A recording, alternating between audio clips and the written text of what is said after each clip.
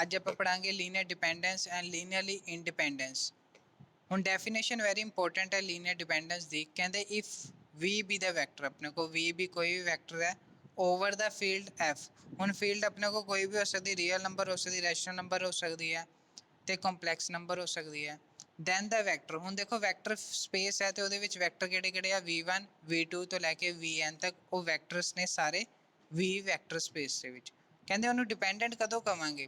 हुण कोई भी V है वैक्टर स्पेस है उन्होंने डिपेंडेंट कदों कवांगे? डिपेंडेंट ओवर एफ कदों कवांगे? जदों देयर एग्जिस्ट अल्फा 1 तो लैके अल्फा n, मतलब कि अपने को फील्ड दे एलीमेंट हो गए अल्फा 1 तो लैके अल्फा n तक, वो सारे ही not all of them zero, मतलब कि वो सारे जीरो नहीं हो गए। एटलीस्ट उन्होंने विचों एक कोई इदा का एलीमेंट होएगा जिहड़ा नॉन जीरो होएगा। जे मैं कह रहा कि अल्फा 1 तो लैके अल्फा n दे विचों कोई एक इदा का अल्फा होएगा जिहदी value not equal to zero होएगी, फिर आपां उहनूं कवांगे linearly dependence vector space. Linear dependence vector space का मतलब है कि अपने को वी आपां कोई भी वैक्टर स्पेस लै ली, ਉਹਦੇ ਵਿੱਚ ਜਿੰਨੇ ਵੀ ਐਲੀਮੈਂਟ ਨੇ V1 ਤੋਂ ਲੈ ਕੇ Vn ਤੱਕ ਵੈਕਟਰ ਸਪੇਸ ਦੇ ਵਿੱਚ, ਉਹਦੇ ਕੋਰਸਪੋਂਡਿੰਗ ਆਪਾਂ ਉਹ ਲੈਣੀ ਹੈ ਸਕੇਲਰ ਲੈਣੇ ਆ ਅਲਫਾ 1 ਤੋਂ ਲੈ ਕੇ ਅਲਫਾ n, ਜਿਹੜੇ ਫੀਲਡ ਦੇ ਵਿੱਚੋਂ ਹੈ ਕਿ ਉਹਨਾਂ ਵਿੱਚੋਂ ਸਾਰਿਆਂ ਵਿੱਚੋਂ ਅਗਰ ਅਲਫਾ 1 ਤੋਂ ਲੈ ਕੇ ਅਲਫਾ n ਦੇ ਵਿੱਚ ਕੋਈ ਇੱਕ ਐਲੀਮੈਂਟ ਇੱਦਾਂ ਦਾ ਹੋਏਗਾ ਜਿਹੜਾ ਨੋਨ ਜ਼ੀਰੋ ਹੋਏਗਾ। ਜਦੋਂ ਨੋਨ ਜ਼ੀਰੋ ਹੋਏਗਾ ਸੱਚ ਦੈਟ ਕਿ alpha 1 V1 plus alpha 2 V2 and so on alpha n Vn ਆਪਣੇ ਕੋਲ ਜ਼ੀਰੋ ਦੇ ਬਰਾਬਰ ਹੋਏਗੀ ਤੇ ਉਹਨੂੰ ਲੀਨੀਅਰਲੀ डिपेंडेंस वैक्टर स्पेस कहांगे। एग्जाम्पल के तौर पर देख लो, एग्जाम्पल है कि V1 अपने को वैक्टर स्पेस है, V2 वैक्टर स्पेस है, मतलब V1 है एलीमेंट, V2 है तो V3 है तो V4 है। They are the three vectors तो इन्हों प्रूव करना लीनियरली डिपेंडेंट। हुण मैं यही कहा कि लीनियरली डिपेंडेंट मतलब कि alpha 1 V1 plus alpha 2 V2 plus and so on alpha n Vn, उन्होंने सारे का product scalar multiplication and addition करांगे तो इक्वल टू जीरो आ गया तो मतलब लीनियरली डिपेंडेंस है। अगर इक्वल टू जीरो नहीं आता है इट मीनस कि लीनियर डिपेंडेंस नहीं है।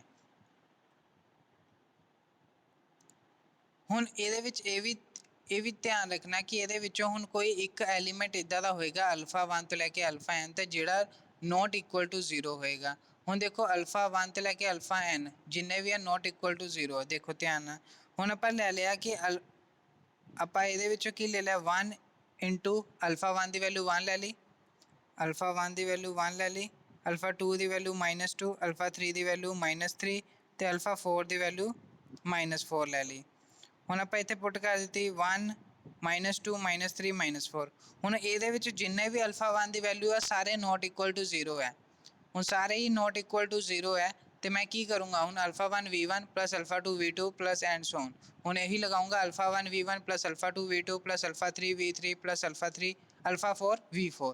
हुण इत्थे आपां पुट कर दिते V1 V2 V3 V4 elements put कर दिते, उन्हां दे कोऑर्डिनेट्स किन्ने 2 3 4 1 0 0 0 1 0 0 0 1 सोल्व कर दिते। फर्स्ट ने ऐड होना, सैकेंड का सैकेंड के नाल, थर्ड का थर्ड के नाल, इदे अपने को सोल्व करांगे। 2 - 2 0 आ गया, 3 - 3 0 आ गया, 4 - 4 0 आ गया, इत्थे कॉमा नहीं आना, ठीक है। 4 - 4 0 आ गया, इट मीनस कि 0 0 0 के बराबर आ गया।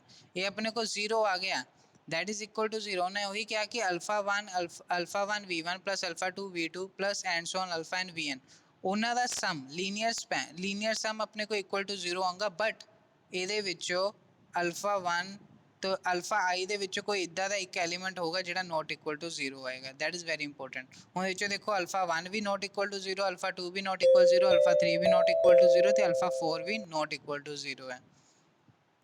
हुण दूसरी तरफ आंदा कि अपने को लीनियरली इंडिपेंडेंस वैक्टर स्पेस किनू कहांगे। पहला है लीनियरली डिपेंडेंस, जिहदे विच अपने को कोई भी स्केलर की इदा की वैल्यू होएगी, कोई ना कोई एक स्केलर इदा की होगी जिहड़ा नॉट इक्वल टू जीरो होएगा तो उस वैक्टर स्पेस नूं आपां कहांगे लीनियरली डिपेंडेंस वैक्टर स्पेस। हुण आंदा लीनियरली इंडिपेंडेंस वैक्टर स्पेस। हुण लीनियरली इंडिपेंडेंस वैक्टर स्पेस ध्यान नाल देखो, लीनियरली इंडिपेंडेंट मैं की क्या कि V अपने को कोई भी वैक्टर स्पेस है ओवर द फील्ड F ले ली, फील्ड अपने को कोई भी एलीमेंट हो सकते, कॉम्पलैक्स रियल तो अपने को रैशनल नंबरस। हुण V1 तो लैके Vn तक अपने को सारे एलीमेंट वैक्टर स्पेस V दे विचों लै ले।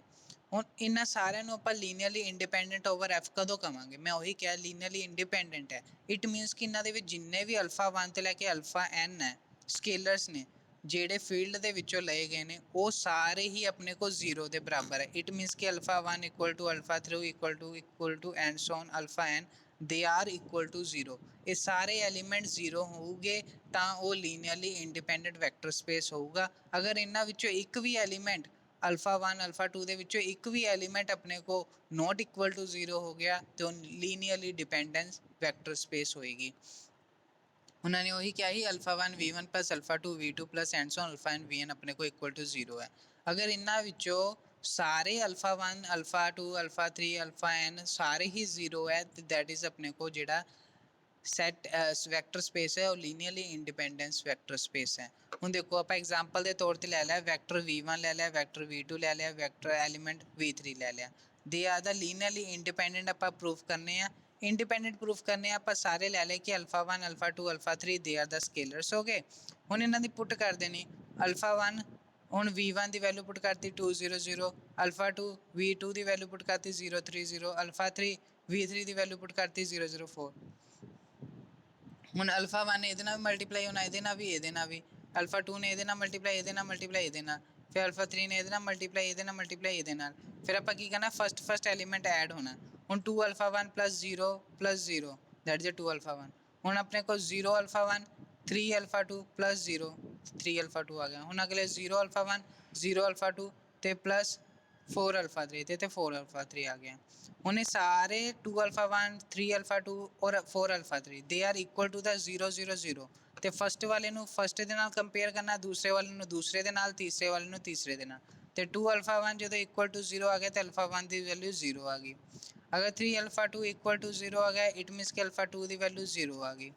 ਇੱਦਾਂ 4 ਅਲਫਾ 3 ਇਕੁਅਲ ਟੂ 0 ਹੋ ਗਿਆ ਮਤਲਬ ਅਲਫਾ 3 ਦੀ ਵੈਲਿਊ 0 ਆ ਗਈ। ਇਹਦੇ ਨਾਲ ਮੈਨੂੰ ਪਤਾ ਲੱਗ ਗਿਆ ਕਿ ਜਿੰਨੇ ਵੀ ਸਕੇਲਰ ਸੀਗੇ ਇਹਦੇ ਵਿੱਚੋਂ ਸਾਰਿਆਂ ਦੀ ਵੈਲਿਊ 0 ਹੋ ਗਈ। It means this is a linearly independence vector space. ਹੁਣ ਉਸ ਤੋਂ ਬਾਅਦ ਵੈਰੀ ਇੰਪੋਰਟੈਂਟ ਨੋਟ ਨੇ ਨੋਟ ਕੀ ਕਹਿੰਦਾ ਕਿ ਇਫ ਕੋਈ ਸੈੱਟ ਹੈ ਸੈੱਟ ਦੇ ਵਿੱਚ ਐਲੀਮੈਂਟ ਹੈ v1 ਤੋਂ ਲੈ ਕੇ vn ਤੱਕ ਦੈਨ ਵੀ ਕਾਲ ਦਾ ਸੈੱਟ A। ਕਹਿੰਦੇ ਕਿ ਅਦੋਂ ਮੈਂ ਉਸ ਸੈੱਟ ਨੂੰ ਲੀਨੀਅਰਲੀ ਡਿਪੈਂਡੈਂਟ ਕਹੂੰਗਾ ਜਾਂ ਲੀਨੀਅਰਲੀ ਇੰਡੀਪੈਂਡੈਂਟ ਕਹੂੰਗਾ। ਮੈਂ ਇੱਕ ਸੈੱਟ ਹੈ ਸੈੱਟ ਦੇ ਵਿੱਚ ਐਲੀਮੈਂਟ ਨੇ v1 ਤੋਂ ਲੈ ਕੇ vn ਹੈ ਮੈਂ ਕਹੂੰਗਾ ਉਸ ਸੈੱਟ ਨੂੰ ਅਗਰ ਲੀਨੀਅਰਲੀ ਡਿਪੈਂਡੈਂਟ ਜਾਂ ਲੀਨੀਅਰਲੀ ਇੰਡੀਪੈਂਡੈਂਟ ਉਹ ਡਿਪੈਂਡ ਕਰਦਾ ਆਪਣੇ ਕੋ according to the vectors R ਆਪਣੇ ਕੋਲ ਲੀਨੀਅਰਲੀ ਡਿਪੈਂਡੈਂਟ ਔਰ ਲੀਨੀਅਰਲੀ ਇੰਡੀਪੈਂਡੈਂਟ।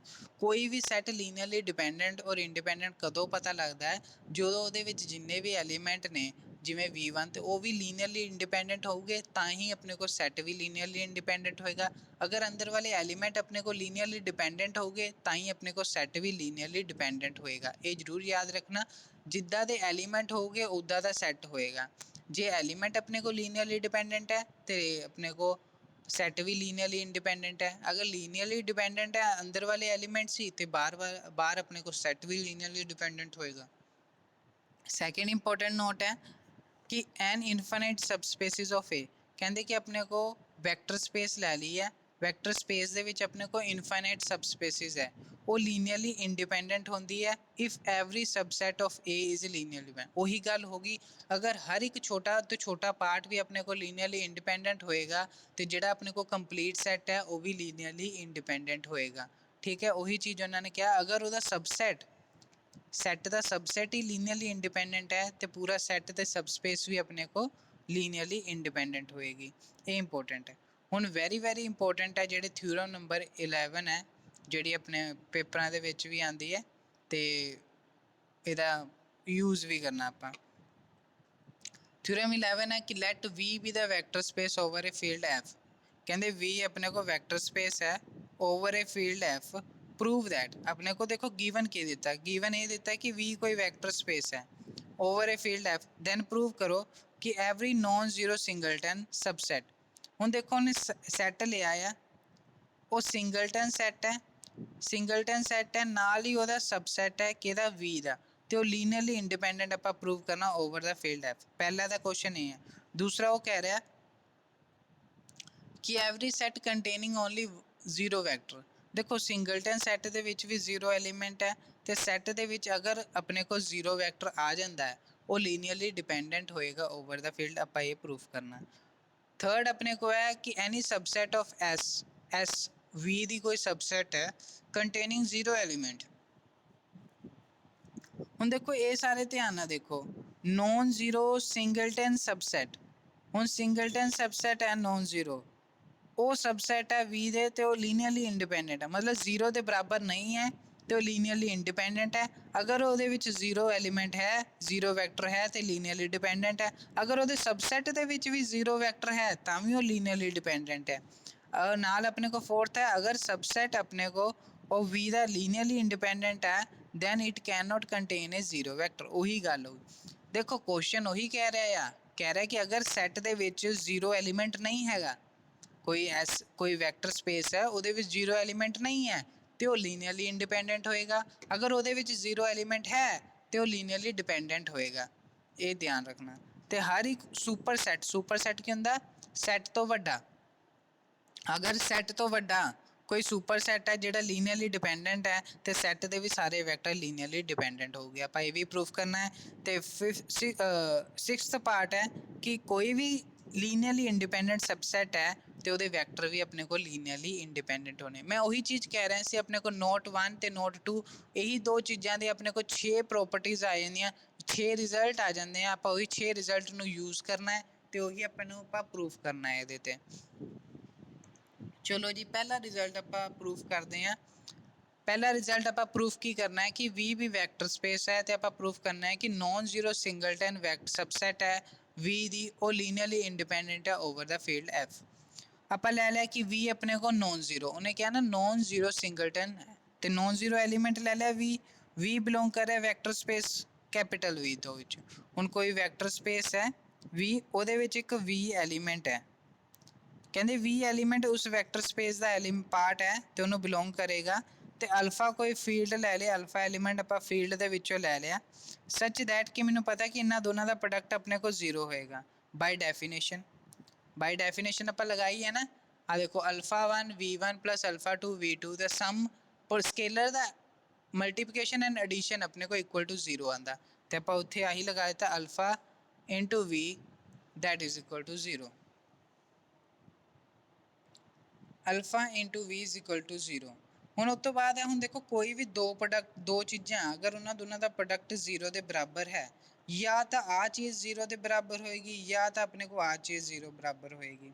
ਇਹ ਹਮੇਸ਼ਾ ਯਾਦ ਰੱਖਣਾ, ਅਗਰ ਕੋਈ ਦੋ ਨੰਬਰ ਐਲੀਮੈਂਟ ਦਾ ਜਾਂ ਦੋ ਨੰਬਰ ਦਾ ਮਲਟੀਪਲੀਕੇਸ਼ਨ 0 ਦੇ ਬਰਾਬਰ ਹੈ, ਜਾਂ ਤਾਂ ਆਪਣੇ ਕੋਲ ਅਲਫਾ 0 ਦੇ ਬਰਾਬਰ ਹੋਏਗੀ ਜਾਂ ਆਪਣੇ ਕੋਲ v 0 ਦੇ ਬਰਾਬਰ ਹੋਏਗੀ। ਬਟ ਆਪਾਂ ਉੱਪਰ ਕੀ ਕਿਹਾ ਕਿ v ਨੋਨ ਜ਼ੀਰੋ ਹੈ। ਹੁਣ v ਅਗਰ ਨੋਨ ਜ਼ੀਰੋ ਹੈ, v ਨੋਨ ਜ਼ੀਰੋ ਹੈ, ਇਟ ਮੀਨਸ ਕਿ ਆਪਣੇ ਕੋ ਅਲਫਾ 0 ਦੇ ਬਰਾਬਰ ਹੋਗੀ।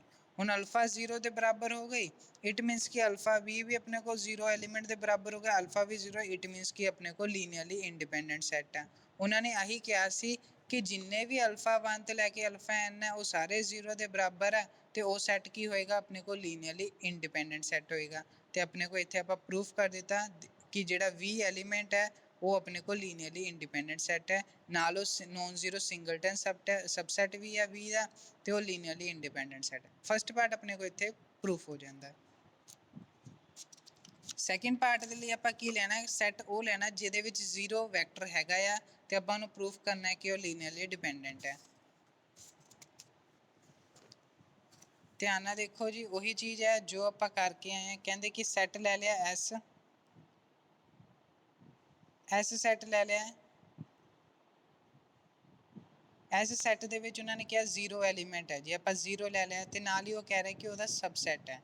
S is also subset of V but ਉਹਦੇ ਵਿੱਚ ਇਨਕਲੂਡ ਹੋ ਰਿਹਾ 0 ਐਲੀਮੈਂਟ। ਹੁਣ ਅਲਫਾ ਵੀ ਆਪਾਂ ਨੋਨ ਜ਼ੀਰੋ ਐਲੀਮੈਂਟ ਲੈ ਲੈਣਾ ਕਿਉਂਕਿ ਸਾਨੂੰ ਪਤਾ ਹੈ ਕਿ ਅਗਰ ਸੈੱਟ ਦੇ ਵਿੱਚ 0 ਹੈ ਤੇ ਅਲਫਾ ਆਪਾਂ ਨੋਨ ਜ਼ੀਰੋ ਲੈ ਲਿਆ ਕਿਉਂਕਿ ਕਿਸੇ ਵੀ ਦੋ ਚੀਜ਼ਾਂ ਦਾ ਪ੍ਰੋਡਕਟ, ਕੋਈ ਵੀ ਦੋ ਚੀਜ਼ਾਂ ਦਾ ਪ੍ਰੋਡਕਟ 0 ਕਦੋਂ ਹੋਏਗਾ। ਉਹਨਾਂ ਨੇ ਪਹਿਲੇ ਹੀ ਕਹਿ ਦਿੱਤਾ ਕਿ V ਸੈੱਟ ਹੈ, V ਜਾਂ S ਸੈੱਟ ਹੈ। ਆਪਾਂ ਇਹਨੂੰ ਅਲਫਾ S ਲੈ ਲੈਂਦੇ। S ਸੈੱਟ ਆਪਣੇ ਕੋ 0 ਐਲੀਮੈਂਟ ਹੈ, ਠੀਕ ਹੈ, ਤੇ ਅਲਫਾ ਆਪਣੇ ਕੋ ਹੈ। ਹੁਣ ਇਹਨਾਂ ਦੋਨਾਂ ਦਾ ਪ੍ਰੋਡਕਟ ਆਪਣੇ ਕੋਲ 0 ਦੇ ਬਰਾਬਰ ਹੈ, ਮਤਲਬ 0 ਤੋਂ 0 ਦੇ ਬਰਾਬਰ ਹੋ ਨਹੀਂ ਸਕਦਾ, 0 ਤੋਂ 0 ਦੇ ਬਰਾਬਰ ਹੋਏਗਾ ਤੇ ਅਲਫਾ ਆਪਣੇ ਕੋਲ ਕੀ ਹੋਏਗਾ, ਨੋਨ ਜ਼ੀਰੋ ਹੋਏਗਾ।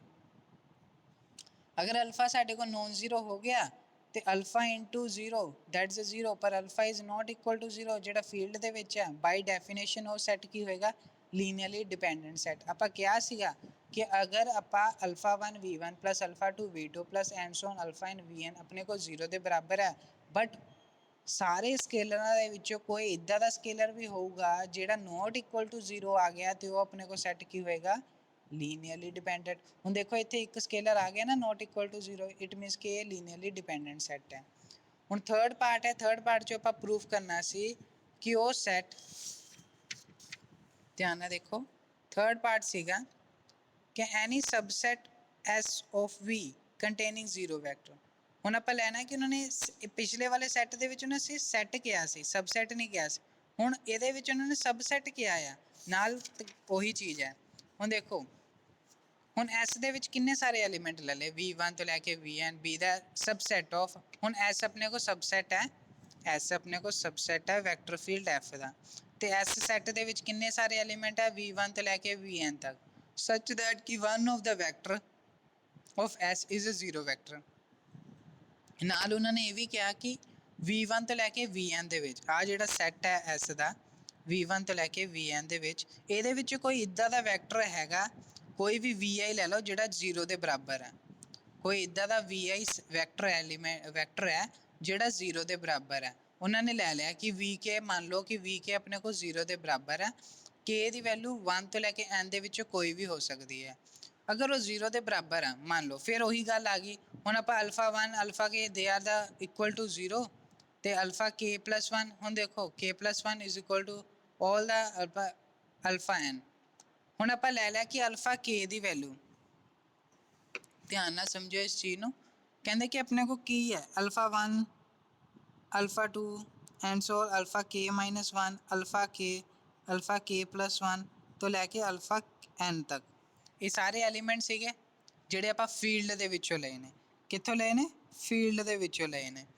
ਹੁਣ ਇਹਨਾਂ ਵਿੱਚੋਂ ਦੇਖੋ ਅਲਫਾ 1 ਵੀ 0 ਹੋ ਸਕਦਾ, ਅਲਫਾ 2 ਵੀ 0 ਹੋ ਸਕਦਾ, ਅਲਫਾ k ਮਾਈਨਸ 1 ਤੱਕ ਸਾਰੇ ਐਲੀਮੈਂਟ 0 ਹੋ ਸਕਦੇ, ਬਟ ਆਹ ਐਲੀਮੈਂਟ 0 ਦੇ ਬਰਾਬਰ ਨਹੀਂ ਹੋਏਗਾ।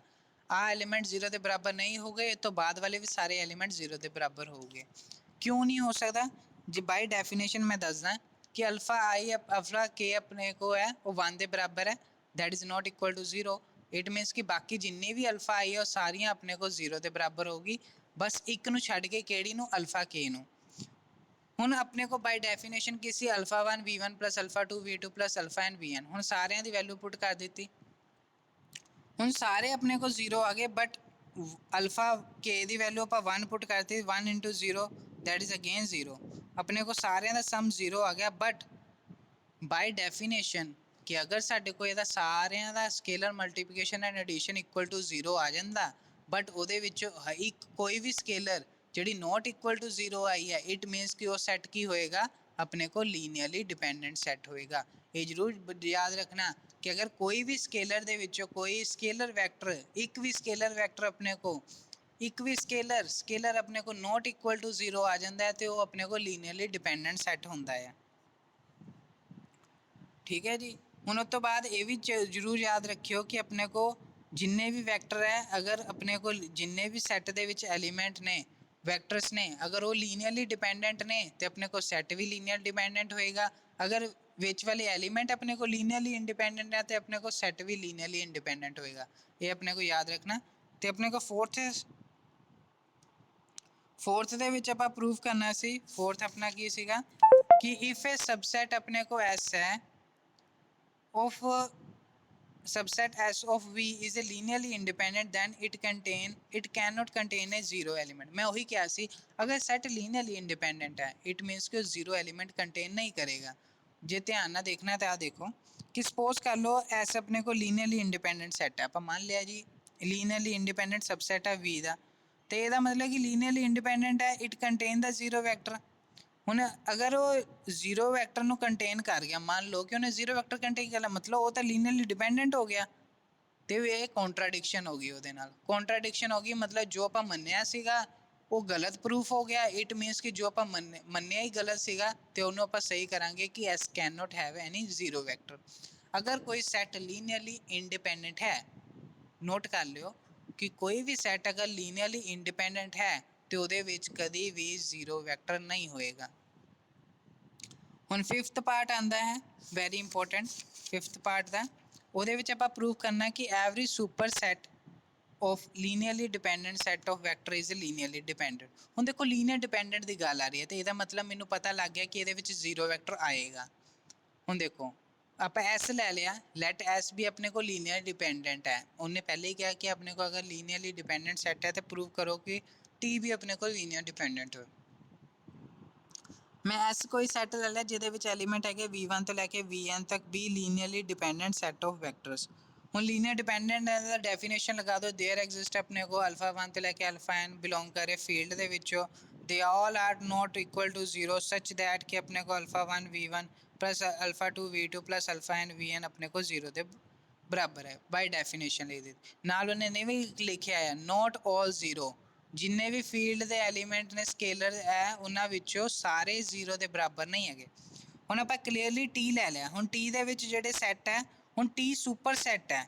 ਸੁਪਰ ਸੈੱਟ ਦਾ ਮਤਲਬ ਹੈ ਕਿ T ਉਹ ਸੈੱਟ ਹੈ ਜਿਹਦੇ ਵਿੱਚ ਸਾਰੇ S ਦੇ ਐਲੀਮੈਂਟ ਆ ਰਹੇ ਨੇ, ਸਾਰੇ S ਦੇ ਐਲੀਮੈਂਟ T ਦੇ ਵਿੱਚ ਆ ਰਹੇ ਨੇ ਤੇ T ਦੇ ਵਿੱਚ ਕੁਝ ਐਕਸਟਰਾ ਐਲੀਮੈਂਟ ਵੀ ਨੇ।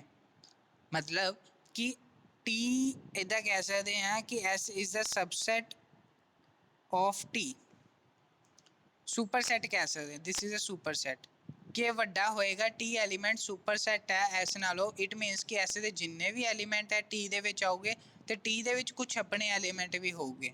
ਤੇ ਉਹੀ ਲੈ ਲਿਆ ਉਹਨੇ V1 ਤੋਂ ਲੈ ਕੇ Vn ਤੱਕ ਤਾਂ ਸਾਰੇ S ਦੇ ਐਲੀਮੈਂਟ ਆ ਗਏ ਤੇ Vn+1 ਤੋਂ ਲੈ ਕੇ Vn+i ਤੱਕ ਇਹ T ਦੇ ਆਪਣੇ ਐਲੀਮੈਂਟ ਹੈ ਤੇ B ਇਹ ਸੁਪਰ ਸੈਟ ਆਫ S ਹੋ ਗਿਆ। ਸੁਪਰ ਸੈਟ ਆਫ S ਹੈ, ਇਟ ਮੀਨਸ ਕਿ ਆਪਾਂ ਇਹਦੀ ਆਪਣੇ ਕੋਲ ਲੀਨੀਅਰ ਕੰਬੀਨੇਸ਼ਨ ਵੀ ਬਣਾਵਾਂਗੇ α1 v1 plus α2 v2 αn vn ਤੇ ਇਹਦੇ ਵਿੱਚ ਬਾਕੀ ਜਿਹੜੇ ਸਕੇਲਰਸ ਨੇ, ਹੁਣ ਦੇਖੋ αn ਤੱਕ ਤਾਂ ਆਪਾਂ ਇੱਥੇ ਯੂਜ਼ ਕਰ ਲਏ। ਹੁਣ ਆਪਣੇ ਕੋਲ ਹੋਰ ਸਕੇਲਰਸ ਨਹੀਂ ਹੈਗੇ ਤੇ ਆਪਾਂ 0 0 0 ਲਗਾ ਦਿੱਤੇ ਤੇ ਇਕੁਅਲ ਟੂ 0 ਆ ਗਿਆ। ਹੁਣ ਮੈਨੂੰ ਪਤਾ ਹੈ ਕਿ ਜਿੰਨੇ ਵੀ ਐਲੀਮੈਂਟ ਨੇ, ਜਿੰਨੇ ਵੀ ਸਕੇਲਰ ਆ, ਉਹਦੇ ਵਿੱਚ ਆਪਾਂ ਪਹਿਲੇ ਹੀ ਕਿਹਾ ਕਿ ਜਿੰਨੇ ਵੀ ਸਕੇਲਰ ਲੈਣੇ ਉਹ ਸਾਰੇ 0 ਦੇ ਬਰਾਬਰ ਨਹੀਂ ਹੈ। ਹੁਣ ਦੇਖੋ ਆ ਜਿੰਨੇ ਵੀ ਸਕੇਲਰ ਸੀਗੇ ਤੇ ਬਾਕੀ ਵੀ 0 ਦੇ, ਆਰ ਨੋਟ ਆਲ 0। ਅਗਰ ਇਹ ਸਾਰੇ 0 ਦੇ ਬਰਾਬਰ ਨਹੀਂ ਹੈ, ਇਟ ਮੀਨਸ ਦੇ ਆਰ ਦਾ ਆਪਣੇ ਕੋਲ ਲੀਨੀਅਰਲੀ ਡਿਪੈਂਡੈਂਟ ਸੈਟ ਤੇ ਆਪਣੇ ਕੋਲ ਕੋਈ ਇਦਾਂ ਦਾ ਅਲਫਾ ਹੋਏਗਾ ਕਿ ਜਿਹਦਾ ਨੋਟ ਇਕੁਅਲ ਟੂ 0 ਹੋਏਗਾ ਤੇ ਮਤਲਬ ਕਿ ਉਹ ਸੈਟ ਆਪਣੇ ਕੋਲ ਲੀਨੀਅਰਲੀ ਡਿਪੈਂਡੈਂਟ ਸੈਟ ਹੋ ਜਾਏਗਾ। ਹੁਣ ਲਾਸਟ ਪਾਰਟ ਰਹਿ ਗਿਆ ਇਹਦਾ, ਸਿਕਸਥ ਪਾਰਟ, ਜਿਸ 'ਚ ਆਪਾਂ ਪ੍ਰੂਫ ਕਰਨਾ ਹੈ ਕਿ any subset of linearly dependent set of linearly vector ਵੀ ਆਪਣੇ ਕੋਲ ਲੀਨੀਅਰ ਇੰਡੀਪੈਂਡੈਂਟ ਹੋਊਗੇ। ਹੁਣ ਦੇਖੋ ਆਪਾਂ ਸੈੱਟ ਲੈ ਲਿਆ, ਸੈੱਟ ਜੀ ਉਹਨਾਂ ਨੇ ਪਹਿਲੇ ਹੀ ਕਹਿਤਾ ਲੀਨੀਅਰਲੀ ਇੰਡੀਪੈਂਡੈਂਟ ਹੈ, ਆਪਣੇ ਕੋਲ ਗਿਵਨ ਹੈ ਲੀਨੀਅਰਲੀ ਇੰਡੀਪੈਂਡੈਂਟ ਸੈੱਟ ਹੈ, ਆਪਾਂ ਲੈ ਲਿਆ ਜੀ ਲੀਨੀਅਰਲੀ ਇੰਡੀਪੈਂਡੈਂਟ ਸੈੱਟ ਹੈ। ਹੁਣ ਬਾਏ ਸਾਨੂੰ ਡੈਫੀਨੇਸ਼ਨ ਵੀ ਪਤਾ, ਅਗਰ ਲੀਨੀਅਰਲੀ ਇੰਡੀਪੈਂਡੈਂਟ ਸੈੱਟ ਹੈ ਇਟ ਮੀਨਸ ਕਿ ਉਹਦੇ ਵਿੱਚ ਜਿੰਨੇ ਵੀ ਸਕੇਲਰਸ ਨੇ, ਕਿਹੜੇ ਸਕੇਲਰਸ ਨੇ, α1 α2 ਤੋਂ ਲੈ ਕੇ αn ਤੱਕ ਫੀਲਡ ਦੇ ਵਿੱਚੋਂ ਨੇ, ਉਹ ਸਾਰੇ 0 ਦੇ ਬਰਾਬਰ ਹੈ। ਉਹ ਸਾਰੇ ਹੀ 0 ਦੇ ਬਰਾਬਰ ਨੇ α1 ਤੋਂ ਲੈ ਕੇ αn ਤੱਕ। ਆਪਾਂ ਡੈਫੀਨੇਸ਼ਨ ਲਗਾ ਦਿੱਤੀ α1 v1 plus α2 v2 and so on αm vm ਆਪਣੇ ਕੋਲ ਸਾਰੇ 0 ਦੇ ਬਰਾਬਰ ਹੈ ਬਾਈ ਡੈਫੀਨੇਸ਼ਨ ਤੇ ਸਕੇਲਰ ਸਾਰੇ 0 ਦੇ ਬਰਾਬਰ ਹੈ। ਨਾਲ ਆਪਾਂ ਕੀ ਲੈ ਲਿਆ ਕਿ T ਆਪਾਂ ਸੈੱਟ ਲੈ ਲਿਆ। ਹੁਣ T ਸੈੱਟ ਲੈ ਲਿਆ, ਦੈਟ ਇਜ਼ ਆਪਣੇ ਕੋਲ ਸਬਸੈਟ ਆਫ S ਹੈ। ਸਬਸੈਟ ਆਫ S ਦਾ ਮਤਲਬ ਹੈ ਕਿ T S ਤੋਂ ਛੋਟਾ ਵੀ ਹੋ ਸਕਦਾ, ਉਹਦੇ ਬਰਾਬਰ ਵੀ ਹੋ ਸਕਦਾ। ਆਪਾਂ ਕਿਹਾ ਕਿ ਉਹ ਸਬਸੈਟ ਹੈ ਤੇ ਮਤਲਬ V1 ਤੋਂ ਲੈ ਕੇ Vp ਹੈ ਤੇ ਉਹ P ਆਪਣੇ ਕੋਲ 1 ਤੋਂ M ਦੇ ਵਿੱਚ ਲਾਈ ਵੀ ਕਰ ਸਕਦਾ, ਇਕੁਅਲ ਵੀ ਹੋ ਸਕਦਾ। ਤੇ ਆਪਾਂ ਪ੍ਰੂਵ ਕਰ ਲਿਆ ਬਾਈ ਡੈਫੀਨੇਸ਼ਨ ਲਗਾਤੀ α1 v1 plus αp vp equal to 0 ਹੈ ਤੇ P ਆਪਣੇ ਕੋਲ ਐਲੀਮੈਂਟ ਹੈ। ਹੁਣ ਉਹ P ਅਗਰ ਛੋਟਾ ਆ M ਤੋਂ ਤੇ ਆਪਣੇ ਕੋਲ α1 v1 plus α2 v2 plus and so on αp vp ਇੱਥੇ ਤੱਕ ਤੇ ਬਾਕੀ ਜਿਹੜੇ ਐਲੀਮੈਂਟ ਨੇ S ਦੇ ਐਲੀਮੈਂਟ ਨੇ vp1 v+1 ਤੋਂ। ਹੁਣ ਦੇਖੋ S ਦੇ ਵਿੱਚ ਜਿਹੜੇ ਐਲੀਮੈਂਟ ਹੈ ਉਹ ਇਦਾਂ ਦੇ ਨੇ v1 ਤੋਂ ਲੈ ਕੇ v2 ਤੋਂ vp ਤੱਕ, ਫਿਰ vp ਤੋਂ ਬਾਅਦ vp+1 and so on vm ਤੱਕ। ਇਹ ਜ਼ਰੂਰ ਯਾਦ ਰੱਖਣਾ they are all the elements ਜਿਹੜੇ ਨੇ vm ਤੱਕ ਨੇ।